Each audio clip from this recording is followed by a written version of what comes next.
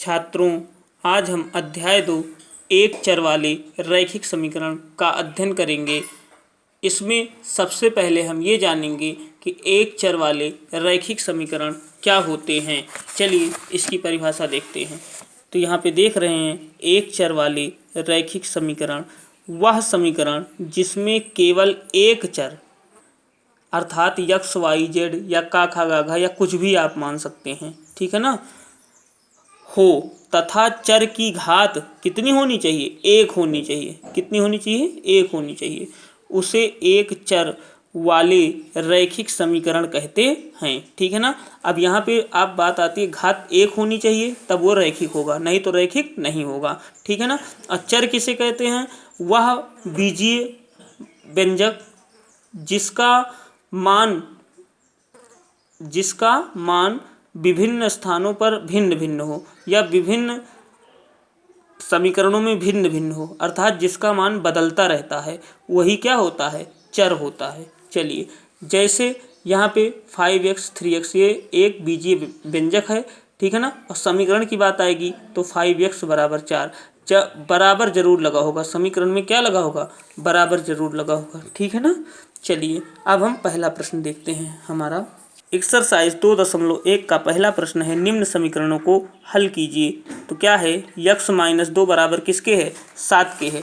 तो यहाँ पे देखेंगे x-2 बराबर किसके है? 7 के है। तो x बराबर, ये इधर ऋणात्मक है, इधर जाएगा तो धनात्मक हो जाएगा। तो 7 2 9, यही आपका आंसर है और यहाँ पे पक्षांतर करने पे आया है। चलिए दूसरा प्रश्न देखते हैं। y+3 बराबर किसके है? 10 के है। तो दूसरा प्रश्न है y+3 बराबर 10 के है। तो y बराबर, इधर धनात्मक था 3 और इधर गया तो ऋणात्मक हो गया, तो ऋण 3, 10 में से 3 गए 7। ये भी क्या है? आंसर है आपका और पक्षांतर करने पे मिला है। तीसरा प्रश्न देखेंगे, इसी प्रकार से है, आप इसको कर लेंगे। चौथा प्रश्न देखेंगे, 3/7 और प्लस यक्स बराबर किसके है? 17/7 के है, ठीक है ना। चलिए इसको हम देखते हैं क्या कैसे लगेगा। तो यहाँ पे हम देख रहे हैं कि ये इधर धनात्मक है, उधर जाएगा तो ऋणात्मक हो गया है, तो यही ऋण 3/7 हो गया है, बराबर है। आप देख रहे हैं हर क्या है? बराबर है। तो जब हर बराबर होता है तो लासा निकालने की जरूरत नहीं है, हर वही लिख दिया जाता है। और अगर यहाँ पे प्लस है तो अंश जुड़ेगा, माइनस है तो अंश घटेगा। तो यहाँ पे माइनस है इसलिए अंश क्या होगा? घटेगा। तो 17 - 3/7 बराबर 17 में से 3 गया, 14/7, 7 × 9 7, 7 दूनी 14, अर्थात 2 आपका आंसर आ गया। चलिए अगला प्रश्न देखते हैं। और यहाँ पे प्रश्न है हमारा, x बराबर किसके है? 12 के है। चलिए इसको देखते हैं। x बराबर किसके है? 12 के है। तो या x बराबर हो जाएगा 6, इधर गुणे में माना जाएगा। ये अगर कोई निशान नहीं है तो गुणे का निशान माना जाता है, अगर प्लस माइनस नहीं है तो, ठीक है।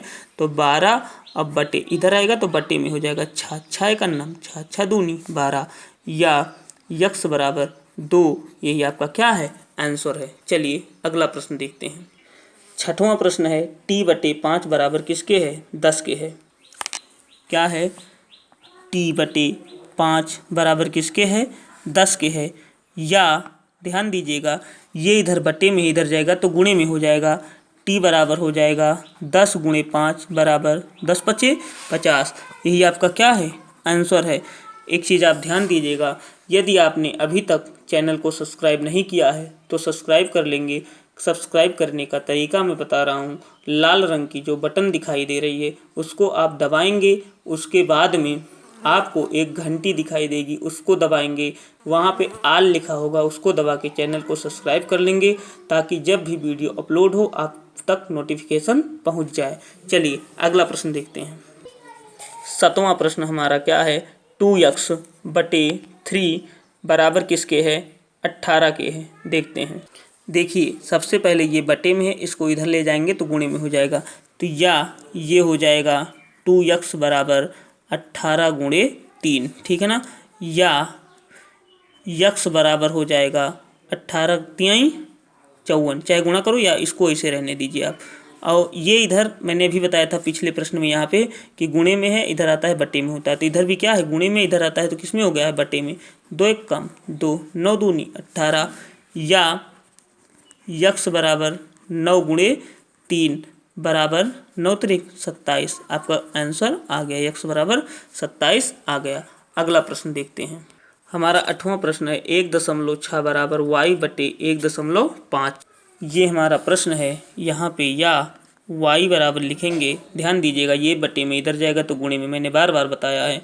तो 1.6 गुणे 1.5 y बराबर, आप देखो चाहे 16 को 15 से भाग कराइए, गुणा कराइए, चाहे 15 को 16 से। चलिए 16 पंचे 80, 80 के 0 हासिल लाएँ 8, 16 एकन्नम 16, 16 8, 16 8 24, ठीक है ना। अब देख रहे हैं 2 अंक के बाद दशमलव, एक यहाँ एक यहाँ, तो 2 अंक के बाद दशमलव, तो 2.4 शून्य या बराबर 2.4, यही आपका क्या आ गया, आंसर आ गया, ठीक है। 9वां प्रश्न देखेंगे। 7x - 9 बराबर किसके है, 16 के है। चलिए 9वां प्रश्न देखते हैं। यहाँ पे आप देख रहे हैं सबसे पहला स्टेप आपका, या इसको लिख सकते हैं 7x बराबर, देखो ऋणात्मक है, इधर जाएगा तो धनात्मक, तो 16 + 9, 16 9 25, ठीक है ना। या देखो x बराबर कितना हो जाएगा, 7 इधर गुणे में है और जब पक्षांतर होगा तो बट्टे में हो जाएगा, तो 25/7, 25/7, ये आपका क्या है, आंसर है। 10वां प्रश्न इसी प्रकार से आप इसको कर लेंगे। 11वां भी इसी प्रकार से कर लेंगे। 12वां प्रश्न आप देखिए, 12वां क्या है, 7/3 + 1 बराबर किसके है, 7/15 के। आप यहाँ पे देख रहे हैं x/3 + 1 बराबर किसके है, 7/15 के है। तो या इसको लिखेंगे x/3 बराबर, देखो ये इधर धनात्मक है, इधर जाएगा तो ऋणात्मक हो जाएगा, तो 7/15 - 1, और यहाँ पे कुछ नहीं है तो बट्टे 1 हो जाता है, और 15 और 1 का लासा लेंगे तो 15 ही होगा, ठीक है ना। तिरछा गुणा हो जाएगा, 7 एकन्नम 7 - 15 एकन्नम 15, ठीक है।